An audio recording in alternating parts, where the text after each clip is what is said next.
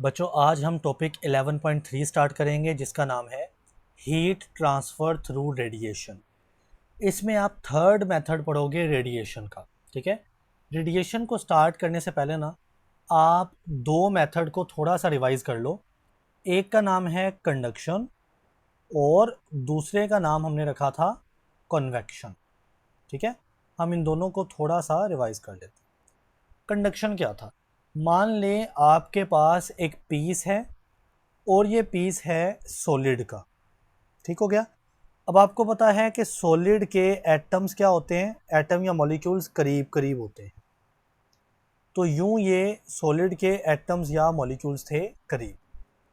अब अगर मैं ये साइड पर हीट देता हूँ ना, तो सबसे पहले जो मॉलिक्यूल्स हैं वो हीट को पिक कर लेंगे और वो हीट अप हो जाएंगे। ठीक है, यानी हॉट बन जाएंगे। देन वो साथ वाले एटम को हीट ट्रांसफ़र करेंगे। कैसे? टकराव के ज़रिए, क्योंकि एटम्स इतने करीब हैं, कॉन्टैक्ट में हैं, एक दूसरे के साथ जुड़े हुए हैं। तो हीट वो साथ वालों को दे देंगे, वो अपनी हीट साथ वालों को दे देंगे और यूं हीट ट्रांसफ़र होते होते दूसरे एंड तक पहुंच जाएंगे। तो यहाँ पर हीट प्रोवाइड की और वो चलती चली गई और दूसरी एंड पर पहुंच गई। तो इस अमल का नाम होता है कंडक्शन। तो कंडक्शन क्या था? जिसमें सॉलिड के अंदर एटम्स करीब करीब पड़े होते हैं, कांटेक्ट में होते हैं और वो हीट एक दूसरे को ट्रांसफ़र करते हैं। This was the conduction. Convection क्या है इसको भी समझते हैं। लेट सपोज यहाँ पे मैं एक कंटेनर ले लेता हूँ और बचे उसमें गैस भर लेता हूँ कुछ यूँ। ठीक है, अब मैं इसको भी हीट प्रोवाइड करता हूँ, तो मैं इसको नीचे से हीट प्रोवाइड कर। अब क्या होगा कि ये जो गैस है ये चूंकि हीट के बिल्कुल करीब पड़ी है ना, तो बच्चे ये हीट को जज़ब कर लेगी और हमने पढ़ा था कि ये गैस हो जाएगी लाइटर, हल्की हो जाएगी जब ये हीट को जज़ब करेगी। तो हल्की गैस ऊपर उठ जाती होती है, राइज अप हो जाती है। जबकि ऊपर जो गैस होगी वो ठंडी होगी और ठंडी गैस होती है डेंसर। डेंसर मतलब भारी। तो भारी चीज़ या भारी गैस नीचे आती होती है। तो इसका मतलब जो हल्की गैस होगी वो ऊपर उठेगी और हल्की गैस कौन सी होगी? गर्म होगी। यानी हीट लेकर हॉट गैस हल्की होती है, ये ऊपर उठेगी। और जो ऊपर गैस है वो डेंसर यानी भारी होती है और ऊपर ठंडी होती है और वो नीचे आ जाएगी। तो इस अमल का नाम होता है कन्वेक्शन। यहाँ भी देखें तो हीट हमने यहाँ पे प्रोवाइड की थी इस जगह पे और वो कहाँ पहुँच गई? वो ऊपर इस जगह पे हीट पहुँच गई। तो ये अमल का नाम था कन्वेक्शन। ठीक है, और ये किस में होता है? यहाँ पर मैंने गैस की मिसाल दी। हमने टॉपिक में पढ़ा था गैस और लिक्विड में दोनों में बचे ये होता है। ठीक हो गया। तो गैस और लिक्विड दोनों में क्या होता है? कन्वेक्शन। अब सॉलिड में होता है कंडक्शन, गैस और लिक्विड में होता है कन्वेक्शन। अब हमारे पास थर्ड मेथड है जिसका नाम है रेडिएशन। तो रेडिएशन क्या होता है इसको देखते हैं। ये देखें, ये हमारा सन है और सन से यहाँ पे आपको रेडिएशंस नज़र आ रही हैं जो कि ये अर्थ है। ठीक है, ये क्या है? अर्थ। तो सन से अर्थ की तरफ रेडिएशंस आपको नज़र आ रही हैं। तो बच्चे ये रेडिएशंस कैसे आ रही हैं? गौर से सुनिएगा मेरी बात को जी। तो अर्थ के गिर्द ना इतने हिस्से में बचे एटमॉस्फेयर है। एटमॉस्फेयर का मतलब है कि यहाँ पर गैसेस मौजूद होंगी, क्योंकि आपको पता है ना एटमॉस्फेयर के अंदर क्या होती हैं? गैसेस मौजूद होती हैं। बट एटमॉस्फेयर के बाहर यानी ये सारा हिस्सा जिसको मैं बॉक्स कर रहा हूँ बच्चे, इसमें कुछ भी नहीं है।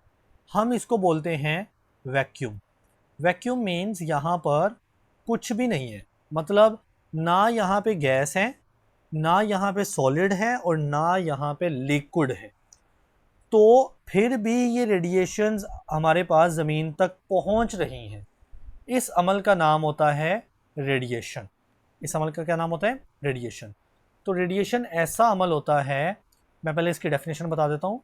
रेडिएशन ऐसा अमल होता है, इन रेडिएशन हीट ट्रांसफ़र होती है, जैसा कि हमें सन की हीट रिसीव हो रही है। ठीक है, तो हीट ट्रांसफ़र होती है थ्रू इलेक्ट्रोमैग्नेटिक वेव्स, ये मेन बात है। इलेक्ट्रोमैग्नेटिक वेव्स ऐसी वेव्स होती हैं जिनको गुजरने के लिए कोई मीडियम नहीं चाहिए, नो मीडियम रिक्वायर्ड। तो यहाँ पे कोई मीडियम नहीं चाहिए। अगर वैक्यूम भी मौजूद है ना, वैक्यूम भी मौजूद है तो भी हीट पहुंच जाएगी। ऐसी वेव्स का नाम होता है इलेक्ट्रोमैग्नेटिक वेव्स। तो सन से जो हीट ट्रांसफ़र हो रही होती है वो इन इलेक्ट्रोमैग्नेटिक वेव्स की वजह से हो रही होती है, विदाउट रिक्वायरिंग अ मीडियम। तो यही बात कि यहाँ पे नो मीडियम यानी कोई मीडियम नहीं चाहिए। अब हम रीडिंग करते हैं इसकी। तो कहता है the sun serves as the main source of heat for our planet. हमारा जो प्लैनेट अर्थ है उसका जो मेन सोर्स है हीट का वो क्या है, हमारा सूरज है। However, लेकिन this heat does not reach the earth through conduction और कन्वेक्शन। क्योंकि बच्चे कंडक्शन के लिए क्या चाहिए, सॉलिड चाहिए। सॉलिड में होती है ना कंडक्शन, और कन्वेक्शन होती है लिक्विड या गैस, दोनों में होती है। तो यहाँ पे यानी हमारे सूरज और हमारी ज़मीन के दरमियान तो कुछ भी नहीं है, वैक्यूम है, ना सॉलिड है ना लिक्विड गैस है। तो यहाँ पे ना तो कंडक्शन हो सकेगी और ना ही बचे कन्वेक्शन हो सकेगी। ठीक हो गया। As there is no medium, क्योंकि मीडियम ही कोई नहीं है बिटवीन द सन यानी सूरज के दरमियान और अर्थ एटमॉस्फेयर, अर्थ के एटमॉस्फेयर के बाहर और सूरज के दरमियान कोई मीडियम नहीं है। फिर कहता है इंस्टेड इसकी बजाय heat is transferred via radiation. तो यहाँ पे रेडिएशंस आती हैं और मैंने आपको बताया कौन सी वेव्स होती हैं, इलेक्ट्रोमैग्नेटिक वेव्स। बच्चे इन वेव्स को कोई मीडियम नहीं चाहिए होता, ठीक है। A process in which energy travels across the space in the form of electromagnetic waves. अब देखें, दिस इज द मैकेनिज्म, ये वो तरीका है through which sun's heat reaches the earth. अब आपके लिए ये एमसीक्यूज है कि सूरज की हीट ज़मीन तक किस तरीके से पहुंचती है। सो आंसर इज रेडिएशन के तरीके से पहुंचती है। ठीक है, डेफिनेशन हमने कर ली। अब हम एक छोटा सा कॉन्सेप्ट समझते हैं इसके साथ, radiation from a fire place. यानी ये फायर प्लेस एक आग लगी हुई है और मान लो आप फॉर एग्जांपल यहाँ पे खड़े हो, ठीक है, इस जगह पे खड़े हो आप, तो जाहिर सी बात है आप तक हीट पहुँच रही होगी ना। जब देखते हो ना आप आग के पास खड़े हो तो आप जो है ना वो थोड़ी हीट महसूस करते हो। तो अब क्यों आप तक हीट पहुँचती है, आंसर इज़ रेडिएशन के ज़रिए। ठीक है, अब देखते हैं कंडक्शन के ज़रिए पहुँच क्यों नहीं सकती। बच्चे कंडक्शन तो होता है सॉलिड में जिसमें एटम्स ऐसे करीब करीब हों, लेकिन हमारी इस एग्जांपल में ये है फायर प्लेस और यहाँ पे हम खड़े हैं, तो दरमियान में इतना बड़ा फासला है तो कंडक्शन तो नहीं हो सकती। कन्वेक्शन हो सकती है, आंसर इज़ यस, कन्वेक्शन भी हो सकती है। बट कन्वेक्शन में हमने पढ़ा कि जो यहाँ ये देखें ये फायर प्लेस है ना, ये वाली सारी फायर प्लेस के करीब जो हवा होगी सबसे पहले वो गर्म होगी और गर्म हवा बच्चे ऊपर उठती होती है। मैंने अभी कन्वेक्शन समझाई ना, गर्म हवा किधर को उठती है, ऊपर। हम खड़े हैं यहाँ पे, तो थोड़ी बहुत हाँ ऊपर जाके जब हवा ऊपर जाके इधर उधर मूव करेगी थोड़ी सी हीट कन्वेक्शन के ज़रिए पहुँचती है। बट जो मेन मेथड है ना बच्चे वो रेडिएशन का मेथड है, क्योंकि रेडिएशंस ने चारों तरफ निकलना है, मीडियम की कोई ज़रूरत नहीं, हर तरफ जाएंगी। तो आप तक भी जब रेडिएशंस पहुँचेंगी तो आपको हीट रिसीव होगी। ठीक है, तो रेडिएशन फ्रॉम फायर प्लेस में सवाल है how does heat travel from a fireplace to us, यानी एक फायर प्लेस से हमारे तक हीट कैसे पहुंचती है। ठीक हो गया, हम इसको पढ़ते हैं। कहता है कि heat does not reach us via conduction, heat हमारे पास कंडक्शन के प्रोसेस से नहीं पहुंचती थ्रू द एयर, हवा में से, because air neither conducts heat efficiently not transfer heat. तो जो एयर होती है ना हवा, वो कह रहा है कि वो कंडक्शन करती ही नहीं है। हमने पढ़ा है ना कंडक्शन कौन करेगा, सॉलिड करेगा। तो हवा जो है वो कंडक्शन नहीं करती, बट रेडिएशन, लेकिन जो रेडिएशंस हैं वो हवा में से जा सकती हैं, वो हवा ना भी हो तब भी जा सकती हैं। ठीक है, सो आंसर इज़ जो पीछे सवाल है ना कि हमारे तक रेडिएशन हमारे तक हीट कैसे पहुंचती है, हीट ये है और हम अगर फॉर एग्जांपल यहाँ पे खड़े हैं तो हीट कैसे पहुँच रही है? आंसर इज रेडिएशन के ज़रिए। अब एक शॉर्ट क्वेश्चन है आपके लिए, radiation emitted is influenced by various factor including. ये सवाल पढ़ने से पहले ना मैं एक बात बताता हूँ। हर बॉडी इस दुनिया की, हर बॉडी यानी एवरी बॉडी हर बॉडी रेडिएशंस को बच्चे एमिट करती है, रेडिएशंस को एमिट करती है, चाहे वो जिस मर्जी टेम्परेचर पे हो, यानी ठंडी चीज़ें भी और गर्म चीज़ें भी, तो कुछ ना कुछ रेडिएशंस एमिट हो रही होती हैं। फॉर एग्जांपल अगर आप अपनी बॉडी ले लें तो आपकी बॉडी से भी हीट की रेडिएशंस बाहर निकल रही होती हैं। इवन कि आप अपने घर की छत ले लें, ठीक है, सीलिंग, वहाँ से भी हीट एमिट हो रही होती है। और इवन के जो आपके घर का फर्श है, फ्लोर है, हीट वहाँ से भी निकल रही होती है। या कोई भी लिविंग नॉन लिविंग कुछ भी है ना, वहाँ से हीट निकल रही होती है, रेडिएशंस निकल रही होती है। तो कह रहा है जो रेडिएशन निकल रही होती है ना, वो किन फैक्टर्स पे डिपेंड करती है? तो ये 3 फैक्टर्स हैं। अब इनके नाम पढ़ते हैं। नंबर 1, कलर एंड टेक्सचर, यानी उस ऑब्जेक्ट का कलर क्या है। फॉर एग्जांपल बच्चे, आप देखते हो जो डार्क बॉडी है ना, dark body, for example black हो गया या कोई डार्क कलर हो गया, वो रेडिएशंस ज़्यादा एमिट करती होती, खारिज रेडिएशंस अपने अंदर से खारिज करना उसमें ज़्यादा होता है। जबकि जो एक लाइटर कलर है, यानी हल्के कलर की अगर बॉडी हम बात करें तो उसमें से कम रेडिएशंस निकलती हैं। तो कलर कैसे डिसाइड करता है रेडिएशंस को? कलर की डार्कनेस जितनी ज़्यादा होगी उतनी ज़्यादा रेडिएशंस निकलेंगी, और कलर जितना हल्का होगा, लाइट होगा, उसमें से रेडिएशंस उतनी थोड़ी निकलेंगी। एंड दूसरी बात है टेक्सचर। टेक्सचर मीन्स अगर बॉडी रफ है या स्मूथ है, ये उसका टेक्सचर होता है। तो अगर तो बॉडी रफ है, उसके अंदर से रेडिएशन ज़्यादा निकलती होती हैं, और अगर बॉडी बच्चे स्मूथ है तो उसमें से रेडिएशंस थोड़ी निकलती होती हैं। तो इसका मतलब अगर डार्क कलर हुआ तो रेडिएशन ज़्यादा निकलनी है, लाइट कलर हुआ तो रेडिएशंस थोड़ी निकलेंगी। अगर बॉडी रफ़ हुई, उसका टेक्सचर रफ़ हुआ तो रेडिएशन ज़्यादा, अगर उसका टेक्सचर स्मूथ हुआ तो रेडिएशन थोड़ी। अगला फैक्टर है the temperature of the body. ये तो बड़ी आसान बात है। मान ले एक बॉडी है जो कि बच्चे हॉट है, हॉट बॉडी है तो उसका टेम्परेचर क्या होगा? ज़्यादा होगा, उसका टेम्परेचर ज़्यादा होगा। और दूसरी बॉडी है कोल्ड बॉडी, कोल्ड बॉडी, तो कोल्ड बॉडी का टेम्परेचर क्या होगा? कम होगा।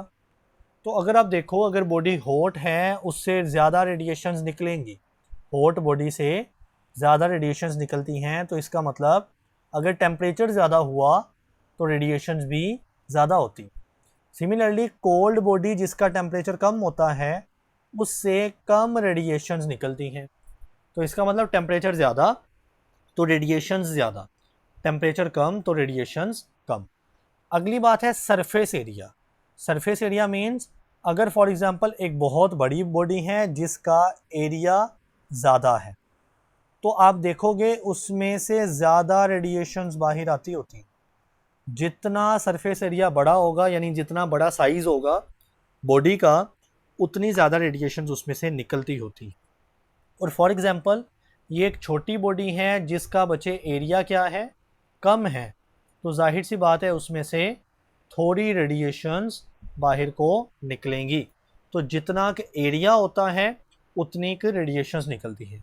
तो अब ये 3 फैक्टर्स हैं जो रेडिएशंस को इन्फ्लुएंस करते हैं। वो कौन से हैं? कलर एंड टेक्सचर, टेम्परेचर और सरफेस एरिया।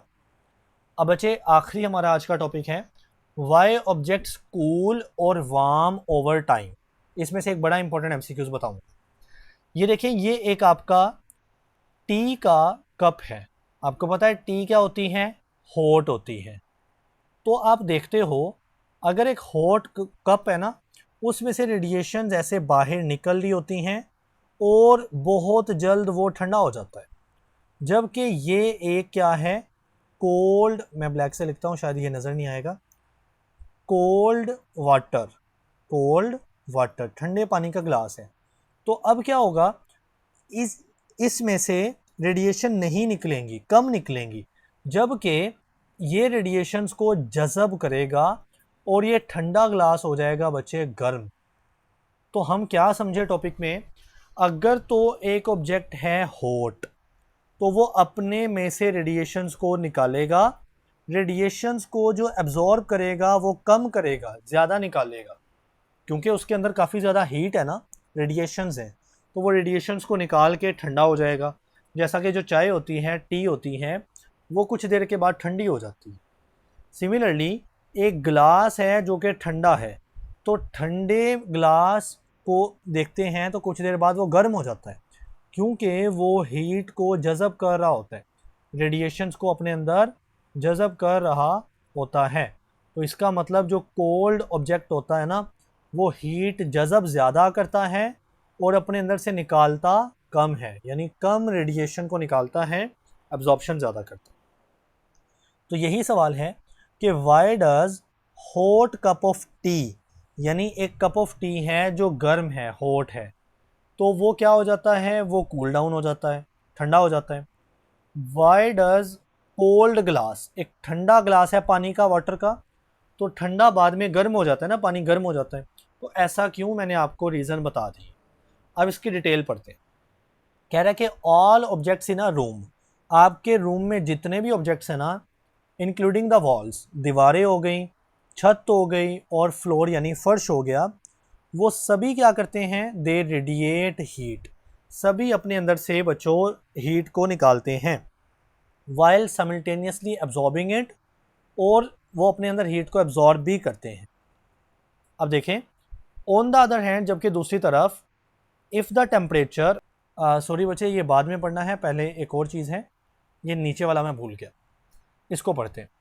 कह रहा है कि if the temperature of an object is higher than that of its surrounding, अगर एक ऑब्जेक्ट का टेम्परेचर ज़्यादा हो, किससे ज़्यादा हो, देन इट्स सराउंडिंग, अपने इर्द गिर्द से। जैसा कि ये चाय के कप की बात हो रही है, तो इसका टेम्परेचर क्या होता है, ज़्यादा होता है, इसके इर्द गिर्द का टेम्परेचर क्या होता है, कम होता है। तो ये क्या करेगा, ये फिर गर्म ऑब्जेक्ट जिसका टेम्परेचर ज़्यादा है ना, ये रेडिएट करता है more heat than it absorb, तो ये अपने अंदर में से खारिज करता है, रेडिएट मतलब निकालना, तो अपने अंदर से ज़्यादा हीट निकालेगा, देन इट एब्जॉर्ब, कम एब्जॉर्ब करेगा। तो हमने देखा था ना कि अगर एक टी का हॉट कप है तो वो अपने अंदर से रेडिएशन निकालता ज़्यादा है और जो एब्जॉर्ब करता है वो कम करता है। तो अल्टीमेटली क्या हो जाएगा, कंसिक्वेंटली इट्स टेम्परेचर डिक्रीज, वो ठंडा होना शुरू हो जाएगा, जैसा कि गर्म चाय का कप, उसका टेम्परेचर कम होना शुरू हो जाएगा, until it matches the temperature of surrounding environment, जब तक के दोनों का टेम्परेचर मैच ना कर जाए, यानी कप का और उसके सराउंडिंग इन्वायरमेंट का। अब देखते हैं, ऑन द अदर हैंड, जबकि दूसरी तरफ, if the temperature of the object is lower, अगर एक चीज़ का टेम्परेचर ठंडा है, कम है, जैसा कि मैंने ठंडे ग्लास के पानी के ग्लास की बात की है, देन इट्स सराउंडिंग, उसके इर्द गिर्द से, तो वो हीट जज़ब करेगा ना, जैसे ठंडा पानी हीट जज़ब करके बाद में क्या हो जाता है, गर्म हो जाता है।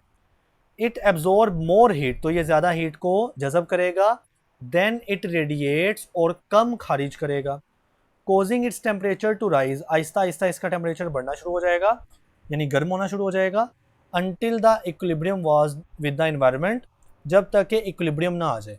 इक्विलिब्रियम का मतलब होता है कि जो कोल्ड यानी ठंडे ऑब्जेक्ट का टेम्परेचर है वो बराबर हो जाए सराउंडिंग के टेम्परेचर को के, तो हम इसको बोलते हैं इक्विलिब्रियम।